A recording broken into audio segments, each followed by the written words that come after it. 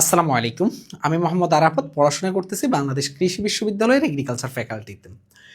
আমাদের সামনে যেহেতু গুচ্ছ ভর্তি পরীক্ষা, সেহেতু আমাদেরকে গুচ্ছের প্রশ্ন প্যাটার্ন নিয়ে কিছুটা হলেও ধারণা থাকতে হবে।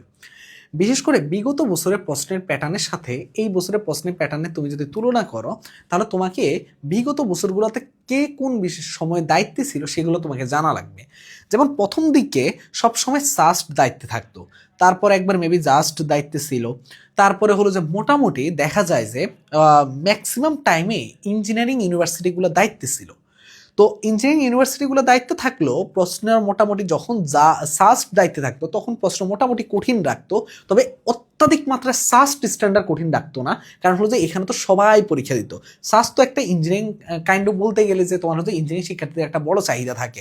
যেমন এই যে এইবারও দেখবা যে সাস্টে সবচেয়ে বেশি চান্স পেয়েছে ইঞ্জিনিয়ারিং স্টুডেন্টরা। তো তার জন্য কি হইতো, সাস্ট যখন দেখলো যে না এখানে ভার্সিটির ক্যাটাগরির মানে ভার্সিটি স্ট্যান্ডার্ড ভার্সিটি আছে, সেহেতু প্রশ্নটা আমাদের কি করা লাগবে, অবশ্যই একটু ব্যালেন্স করা লাগবে। তো সেই অনুযায়ী সাস্ট তাদের আগের বছরগুলোতে মানে যখন সাস্ট গুচ্ছের আন্ডারে ছিল তখন তারা তাদের ধারার বাইরে থেকে এসে মোটামুটি প্রশ্নটা স্ট্যান্ডার্ড না হলে একটু কঠিন রাখতো, ঠিক আছে, আবার সাস্টের মতো কঠিন রাখতো না, ঠিক আছে, নিজেদের মতো। তো গুচ্ছের প্রশ্নটা স্ট্যান্ডার্ড চাইতে একটু কঠিন হইতো।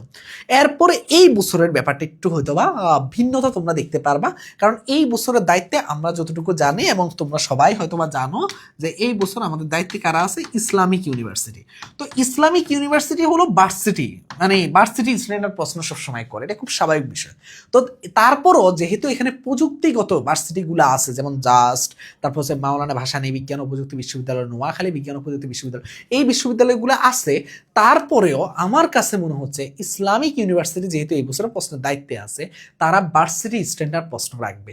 ভার্সিটি স্ট্যান্ডার্ড প্রশ্ন বলতে গেলে কি বোঝাচ্ছে, আর ইঞ্জিনিয়ারিং স্ট্যান্ডার্ড ভার্সিটি স্ট্যান্ডার্ড প্রশ্ন হলো যে নর্মালি তুমি যে রাবি যাবি এদের জন্য যে প্রস্তুতিগুলো নিছিলা, চবি কৃষি এদের জন্য যে প্রস্তুতিগুলো নিছিলা, ওই টাইপের প্রস্তুতি দিয়ে তোমার কমপ্লিট হবে। তোমাকে আলাদা করে গুচ্ছের জন্য অনেক কঠিন প্রশ্ন সলভ করা এমন হয়তোবা লাগতেছে না এইবার ইসলামিক ইউনিভার্সিটি, যতটুকু আমার মনে হচ্ছে। এখন এটা হলো একটা কাইন্ড অফ বলতে গেলে কি তোমাকে একটা ওভারঅল ধারণা দিচ্ছে, মানে ভয় যেন না পাও তোমরা। তো এখন যদি হয় ধরো ভার্সিটি স্ট্যান্ডার্ড প্রশ্ন, তাহলে বুঝতে পারতেছো কাটমার্কটা বেশি উঠবে তুলনামূলকভাবে। ধরো নর্মালি কাটমার্ক যদি 40, 42, 45 থাকে, তাহলে এই বছর সেটা একটু বেশি উঠবে, কারণ স্টুডেন্টরা সময় পাচ্ছে পড়াশোনার বেশি, স্টুডেন্টরা একটা ভালো কামব্যাক দেওয়ার একটা সুযোগ পাচ্ছে, যারা পড়াশোনা করছে তারা ঠিকই কামব্যাক দেওয়ার জন্য নিজের সবটুকু দিয়ে ট্রাই করতেছে। তো এর জন্য মার্কটা ভ্যারি করবে, মানে কাট মার্কটা একটা ভালো ভ্যারি করবে আমার কাছে মনে হচ্ছে এই বছর অ্যাডমিশনে। এবং প্রশ্নটাও তুলনামূলক আমার কাছে কেন জানি মনে হচ্ছে যে অন্যান্য বারের তুলনায় সহজ হওয়ার একটা চান্স আছে। তাই বলে যে সহজ হবে বিষয়টা এমন না, এটা আমার কাছে মনে হচ্ছে, এটা আমার প্রেডিকশন। তারপরেও তোমাদেরকে আমি একটা কথা বলবো যে ভাইয়া, মানে ইসলামিক ইউনিভার্সিটি ধরো তুমি যখন কোশ্চেন ব্যাংক সলভ করবা ভাইয়া, তখন তোমার মাথায় একটা জিনিস রাখবা, সেটা হলো যে অন্যান্য ইউনিভার্সিটির প্রশ্ন যেভাবে সলভ করতেছো, ইসলামিক ইউনিভার্সিটির প্রশ্ন সলভ করার ক্ষেত্রে একটু ভালো মতো নজর দিবা, একটু খেয়াল করবা যে এই প্রশ্নগুলোর ক্ষেত্রে কোন ধরনের ভেরিয়েশন রাখতেছে, প্রশ্নগুলো মানে প্যাটার্নটা কেমন, প্রশ্নগুলো কোন টাইপকে বেশি প্রায়োরিটি দিচ্ছে। যা পড়ে আসছো তা দিয়ে হবে তোমার, বাট এখন কি করতে হবে, এগুলোকে নজর দিতে হবে। তুমি যখন এক্সাম দিবা, তুমি যখন নিজে নিজে এক্সাম দেওয়া অথবা আমাদের এক্সাম বেসে এক্সাম দেওয়া অথবা যেখানে এক্সাম দাও না কেন, তুমি যখন এক্সাম দিবা তখন তুমি খেয়াল করবা যে এক্সামের প্রশ্ন এবং ইসলামিক ইউনিভার্সিটির প্রশ্নের সাথে কতটুকু মিল বন্ধন খুঁজে পাচ্ছ। তুমি দেখবা যে তোমার মার্ক কত উঠতেছে। কারণ কি দেখো, মানে যেমন আমরা আমাদের এক্সাম বেসে কি করি জানো, ইসলামিক ইউনিভার্সিটি মানে ভার্সিটি স্ট্যান্ডার্ড প্রশ্নগুলোকে বেশি প্রায়োরিটি দিই। যেমন ফিজিক্স কিছু কঠিন প্রশ্ন রাখি। কেন ফিজিক্স কিছু কঠিন প্রশ্ন রাখি? কারণ হচ্ছে যাতে ভাইয়া তোমরা যাতে একটু সতর্ক হও, প্রশ্ন কঠিন করলে ফিজিক্স আর ম্যাথে করতে পারে গুচ্ছের মধ্যে। তো ফিজিক্স আমরা করতেছি কারণ ফিজিক্স সবার কমন একটা, তো এটাতে কিছু কঠিন প্রশ্ন রাখা হয়, বাট ম্যাক্সিমাম জায়গায় ভার্সিটি স্ট্যান্ডার্ড প্রশ্ন আমরা রাখার চেষ্টা করি, আমরা কোনো ধরনের ইয়া করি না।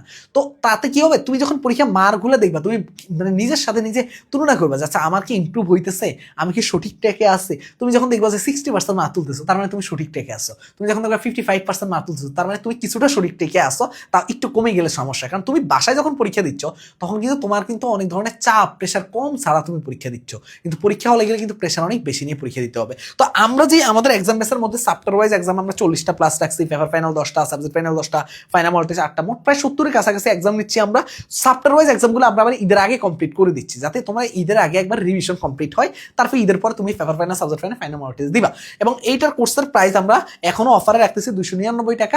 তোমরা ওয়েবসাইট থেকে ভর্তি হতে পারবা, অথবা তোমরা আমাদের এই যে 0131477061 এই যে হোয়াটসঅ্যাপ নাম্বারটা আছে, এখানে মেসেজ দিয়েও তুমি ভর্তি কনফার্ম হতে পারবা।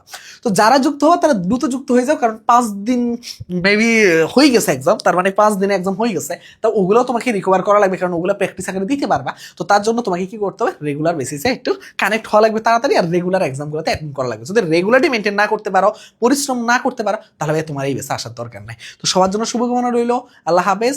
আর সাবস্ক্রাইব করতে ভুলবা না, আর হলো যে একটু শেষ সময়টা একটু ভালো মতো পরিশ্রম করো। ঠিক আছে, আল্লাহ হাফেজ, আসসালামু আলাইকুম।